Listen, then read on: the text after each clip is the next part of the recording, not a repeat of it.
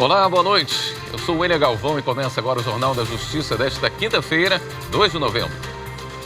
Em sessão virtual, o plenário do Supremo vai decidir se a empresa do mesmo grupo econômico pode ser incluída em condenação trabalhista. Este é um dos destaques de hoje e você acompanha também nesta edição. Justiça do Trabalho determina que General Motors reintegre funcionários demitidos da fábrica de São José dos Campos. Judiciário de Pernambuco marca julgamento dos recursos do caso Miguel, o menino que morreu depois de cair do 9º andar do prédio onde a mãe trabalhava como doméstica. E ainda, Ministério Público Federal aciona a Justiça para que serviço de atendimento cardiovascular seja retomado imediatamente no Rio Grande do Norte.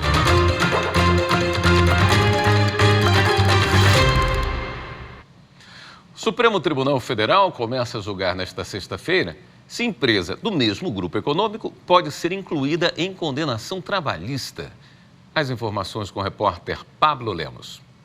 A análise será no plenário virtual do STF. Os ministros da Corte vão definir se juízes podem cobrar ou bloquear o patrimônio da empresa do mesmo grupo, que poderá responder de forma solidária, mesmo que não tenha participado do processo trabalhista desde o início. Este ano, o relator do caso, o ministro Dias Toffoli, chegou a suspender a tramitação dos processos sobre o tema na Justiça do Trabalho.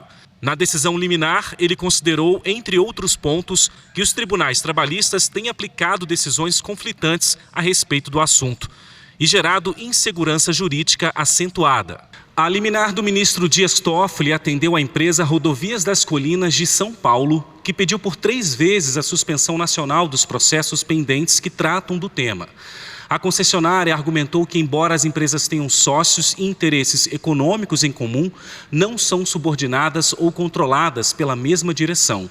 Disse ainda que a própria Rodovias das Colinas ou empresas do mesmo grupo foram incluídas em 605 processos, o que resultou no bloqueio de 190 milhões de reais. O argumento das empresas é que a prática fere o direito ao contraditório, à ampla defesa e ao devido processo legal, inclusive para comprovar que não fazem parte do mesmo grupo devedor. Em manifestação ao Supremo, a Confederação Nacional da Indústria destacou o alto número de processos do tipo.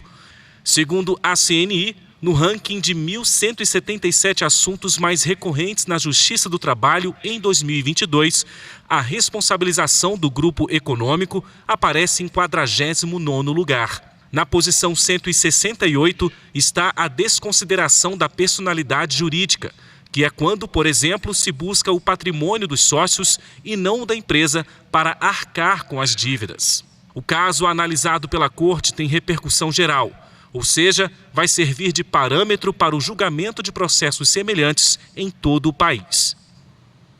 O Tribunal de Justiça de Pernambuco marcou o julgamento dos recursos do caso Miguel. Em 2020, o menino de 5 anos caiu do 9º andar do prédio onde a mãe trabalhava como doméstica. Acompanhe na reportagem de Carolina Chaves. O recurso que será julgado é da ex-patroa da mãe de Miguel, Sari Corte Real. Ela foi condenada a 8 anos e 6 meses de prisão pelo crime de abandono de incapaz com resultado morte. Imagens da câmera de segurança do prédio mostram que Sari deixou o menino sozinho no elevador antes dele cair do 9º andar. A mãe de Miguel havia saído a mando da patroa e deixado o menino com ela. O julgamento de recursos do processo que condenou Sari Corte Real vai ocorrer no dia 8 de novembro, próxima quarta-feira, a partir das 9 horas da manhã no TJ Pernambucano. A sessão de julgamento será aberta nos primeiros 5 minutos para a imprensa, que depois poderá acompanhar por telão e também pelo canal do tribunal no YouTube. Decisões da Justiça do Trabalho determinaram a reintegração de trabalhadores demitidos pela montadora General Motors. Vamos aos detalhes com a repórter Viviane Novaes. A GM demitiu cerca de 1.200 trabalhadores de 3 fábricas do interior de São Paulo no último dia 21. O Tribunal Regional do Trabalho da 2ª Região, que fica na capital, determinou que a montadora reintegre os trabalhadores dispensados em São Caetano do Sul e Mogi das Cruzes. A desembargadora Sueli Tomé da Ponte aceitou o argumento do sindicato de que a demissão em massa foi ilegal, porque não teria havido negociação prévia para esse tipo de demissão. Já o Tribunal Regional do Trabalho da 15ª Região, em Campinas, mandou reintegrar funcionários da fábrica de São José dos Campos pelos mesmos motivos. Além da violação do acordo coletivo, os empregados teriam sido comunicados da demissão por telegrama. Nas 2 decisões, os magistrados determinaram que a GM não faça novas demissões. A seguir, Ministério Público Federal cobra o restabelecimento imediato da assistência cardiovascular no Rio Grande do Norte. Voltamos em instantes.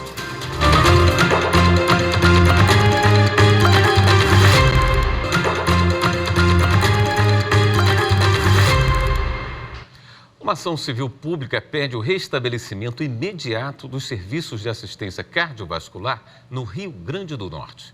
O repórter Márcio Fontinelli tem as informações. A ação conjunta dos Ministérios Públicos Federal e Estadual e das Defensorias Públicas da União e do Estado indica, entre outros pontos, que o atendimento cardiológico está suspenso em Natal por falta de recursos financeiros. Em dezembro do ano passado, a Prefeitura pediu ao Ministério da Saúde aumento do teto de financiamento para procedimentos de média e alta complexidade, mas até hoje a proposta não foi analisada. Com isso, idosos e até recém-nascidos com problemas graves no coração estão aguardando tratamento adequado. A ação pede que o município de Natal e o Ministério da Saúde adotem providências urgentes para restabelecer o atendimento, entre outras medidas. A 3ª turma do Superior Tribunal de Justiça cassou a ordem de prisão de um devedor que foi exonerado do pagamento de pensão às filhas maiores. Quem tem os detalhes é o repórter Rafael Porfírio. No caso analisado, as filhas ajuizaram a ação de execução de alimentos para cobrar o pagamento dos valores em atraso, além daqueles que vencessem ao longo do processo. Mas o pai informou que não teria condições de arcar com o débito devido às condições precárias de saúde e por estar desempregado. Em primeira instância, o juiz decretou a prisão civil, mas o cumprimento da ordem foi suspenso em razão da pandemia de Covid-19. Posteriormente, o executado teve proposta de parcelamento do débito rejeitada pelas filhas, o que levou ao restabelecimento da ordem de prisão. A decisão foi mantida pelo Tribunal de Justiça de Minas Gerais. No STJ, a 3ª turma cassou a ordem de prisão civil. O relator, ministro Marco Aurélio Belize, apontou que a argumentação apresentada pelo pai devedor foi pertinente e afasta o caráter de urgência da prestação alimentar. O colegiado também considerou que o homem possui outros 3 filhos menores de idade, para os quais presta alimentos desde 2018. Ao analisar um outro caso, a 3ª turma do STJ decidiu que a Justiça não pode extinguir a execução de honorários devidos à Defensoria Pública, ainda que o valor seja baixo. A reportagem é de Marina Campos. Para o colegiado, o juízo não pode negar seguimento ao cumprimento de sentença requerido pelo credor apenas porque o valor executado é ínfimo e não supera os custos do processo. O caso analisado diz respeito à ação de alimentos em que um homem foi condenado a pagar à filha 25% do salário mínimo por mês. A condenação incluiu a obrigação de pagamento de honorários sucumbenciais no valor de R$ 58,37 para a Defensoria Pública do Tocantins, que assistiu a menor durante o processo. Mas, após o trânsito em julgado, veio outra sentença, dessa vez extinguindo a fase de cumprimento, sob o fundamento de que a execução de valor tão pequeno ofenderia os princípios da eficiência e da utilidade da tutela jurisdicional. A Defensoria apelou à segunda instância, mas o recurso foi desprovido pelos mesmos fundamentos. No STJ, a ministra Nancy Andrighi observou que a negativa de seguimento ao cumprimento de sentença por valor muito baixo não está prevista em lei. Além disso, ao dar provimento ao recurso da Defensoria, a relatora ainda ponderou que, embora o valor possa ser considerado pequeno individualmente, É preciso considerar que a Defensoria Pública, na função de representar pessoas pobres, patrocina um grande número de processos com baixo conteúdo econômico. Desse modo, a eventual chancela desta corte à tese do acórdão recorrido, sem dúvida nenhuma, implicará o aumento de decisões nesse sentido, com um potencial e inestimável prejuízo à Defensoria Pública. O projeto Servidores da Paz do Judiciário de Mato Grosso tem avançado na formação de facilitadores e instrutores de círculos de construção de paz.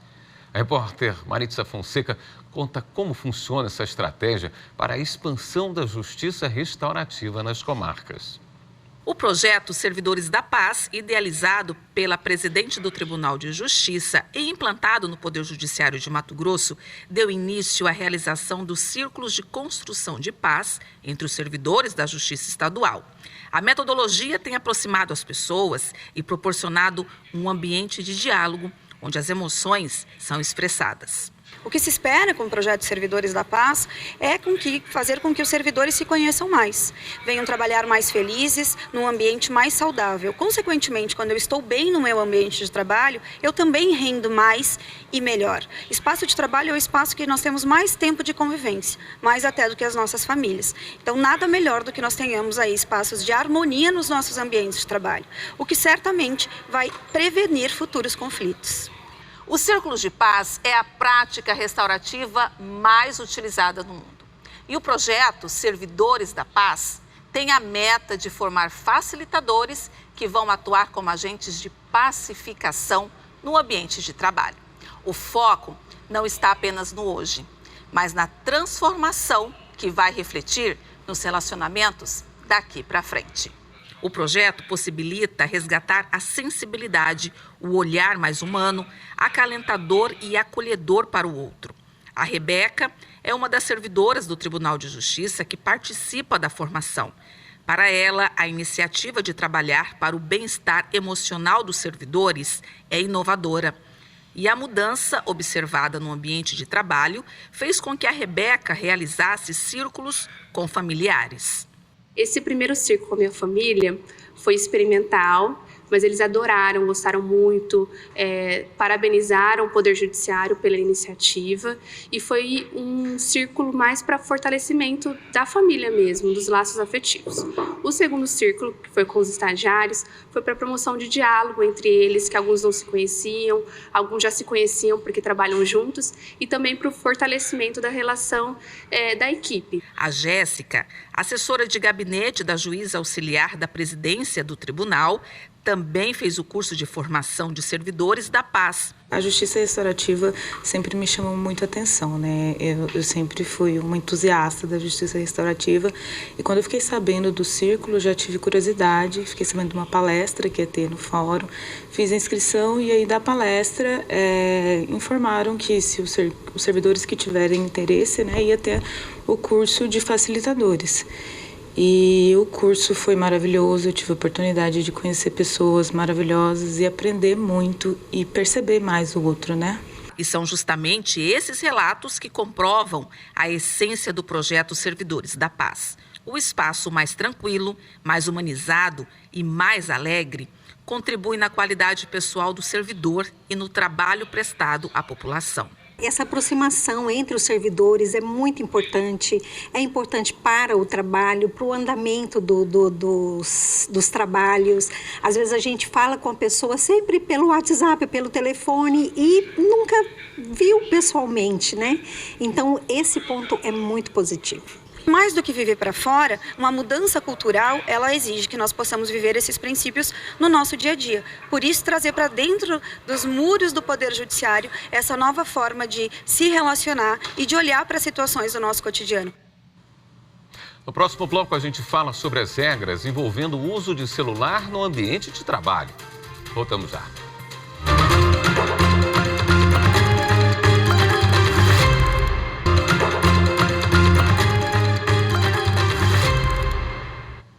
A empresa pode proibir o uso de celular durante o trabalho?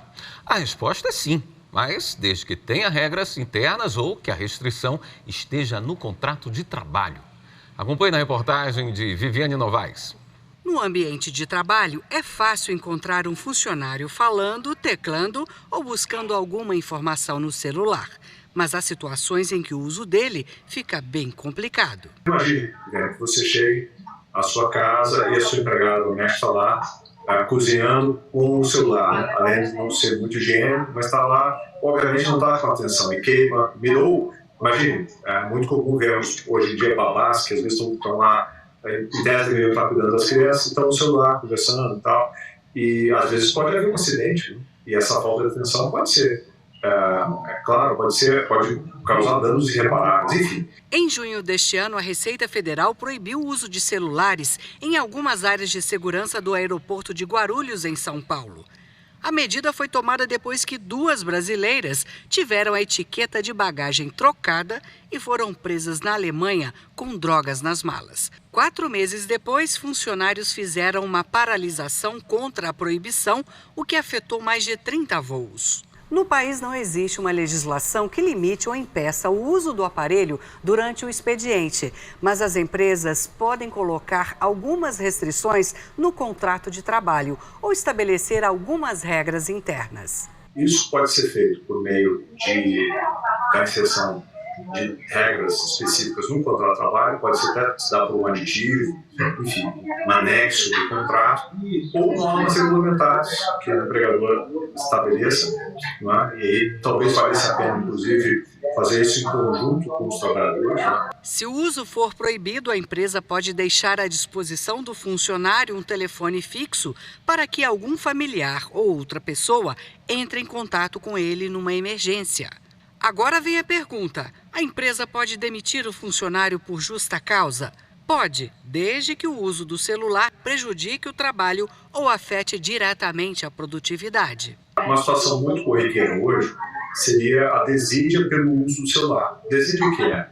É uma falha decorrente de uma conduta reiterada que revela um descomprometimento, né? Um descompromisso, uma falta de comprometimento com as suas atividades laborais. Mesmo assim, a demissão pelo uso do celular pode ser questionada na justiça pelo trabalhador.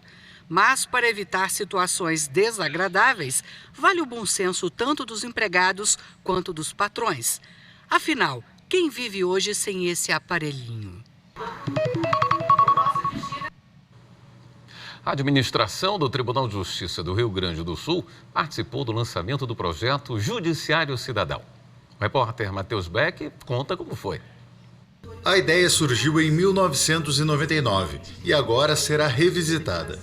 Com o mote Nenhum Município Sem Justiça 2, o TJRS retoma o projeto Judiciário Cidadão, em que busca se aproximar dos moradores de cidades sem comarcas próprias com a instalação de conselhos de conciliação. Lá naquela época já tínhamos exatamente a ideia de ter mais uma possibilidade das partes postularem em juízo naqueles municípios onde não há sede da comarca. Então, o juiz que é responsável pelos juizados especiais da comarca, ele pode firmar convênio com as prefeituras que fazem parte, aqueles municípios que fazem parte da determinada comarca, para que se possa instalar um posto do juizado especial nesses municípios. Ou seja, o cidadão que reside num determinado município não precisa se deslocar até a sede da comarca para fazer uma reclamação e até, inclusive, ter no seu próprio município a instrução do processo, tanto no civil como no juizado especial criminal. O provimento 41 de 2023 da Corregedoria Geral da Justiça já está em vigor. Logo, os magistrados responsáveis pelos juizados especiais de cada comarca podem firmar convênios com as prefeituras interessadas para a instalação de postos nos municípios. Conforme o documento, o espaço poderá ser localizado nas próprias dependências da Prefeitura, na Câmara de Vereadores, em um cartório extrajudicial ou ainda em qualquer outro local público compatível. O município faz o contato com o colega da comarca, né, e em conjunto eles nos encaminham a proposta, a intenção da realização desse convênio. E a partir disso, então, nós damos todo o andamento no sentido de examinar o convênio proposto e as condições para que possa ser firmado na própria localidade. Na solenidade de relançamento, a presidente do tribunal, desembargadora Iris Helena Medeiros Nogueira, ressaltou o trabalho da Corregedoria, que visitou todas as comarcas e identificou as necessidades do judiciário em cada região do estado. Seguramente trazendo a causa da justiça um tesouro, não é? Porque atendendo aos pleitos, organizando, otimizando a prestação jurisdicional e tudo que diz com o bom andamento, a boa tramitação, faz uma diferença enorme na vida do cidadão a quem nós destinamos a nossa prestação de serviço. Reconhecer o trabalho dedicado à justiça de primeira instância. Essa foi a intenção da Corregedoria Geral de Justiça em Minas Gerais, ao homenagear mais de 50 profissionais que prestam serviços relevantes ao Judiciário Mineiro. Confira na reportagem de Kátia Matos. Uma apresentação do Quarteto de Madeiras da Orquestra Sinfônica da Polícia Militar de Minas Gerais abriu a solenidade. A medalha Desembargador Rui Gautier de Vilhena é concedida pela Corregedoria Geral de Justiça a pessoas e instituições que prestam serviços relevantes ao Judiciário Mineiro. Nós temos a oportunidade de outorgar medalha tanto a colegas que trabalham no tribunal, em Belo Horizonte, e, muito importante também, premiar servidores, magistrados e magistradas do interior. E, além disso, também membros das nossas instituições parceiras. Neste ano, 57 pessoas foram homenageadas. A homenagem foi no auditório do Tribunal Pleno do TJMG. Familiares, amigos e servidores acompanharam a cerimônia. A solenidade foi transmitida ao vivo pelo canal do TJMG. O segundo vice-presidente do Tribunal de Justiça, desembargador Renato Dresch, foi um dos agraciados. Para a gente que está no serviço público, sempre é importante a gente receber uma distinção, né? Um reconhecimento, trabalho realizado, alguma atividade, a gente tem que ser notado. Isso é importante, para a gente engrandece muito o nosso ego, a gente percebendo que fomos reconhecidos. A juíza auxiliar da presidência, Marcela Novaes, também foi homenageada. Nós temos feito inúmeros projetos em parceria com a Corregedoria. A grande maioria dos projetos que estão afetos à minha coordenação dizem respeito à prestação jurisdicional. E a Corregedoria tem dado um suporte extraordinário, não só na idealização, mas também no andamento de todos os projetos que a gente faz na presidência, que dizem respeito aos núcleos de justiça, seleção de unidades judiciárias, os critérios, o planejamento que envolve essa prestação jurisdicional.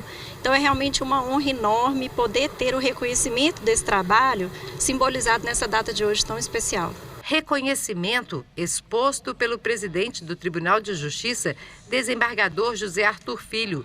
Ele foi o orador oficial da cerimônia e também agraciado pela medalha. Essa cerimônia da entrega da medalha Rui Gautier de Vilhena é um evento que une a todos, porque é um reconhecimento aos servidores, aos desembargadores, pelos serviços prestados, relevantes serviços prestados à Justiça e à Corregedoria de Justiça. Então, para mim foi um prazer comparecer e uma honra muito grande poder também ser agraciado nessa cerimônia de tanta sensibilidade, de tanta união, de tanta harmonia. É assim que o tribunal deve ser sempre, unido. Esta edição do Jornal da Justiça fica por aqui. Uma boa noite para você. Até amanhã.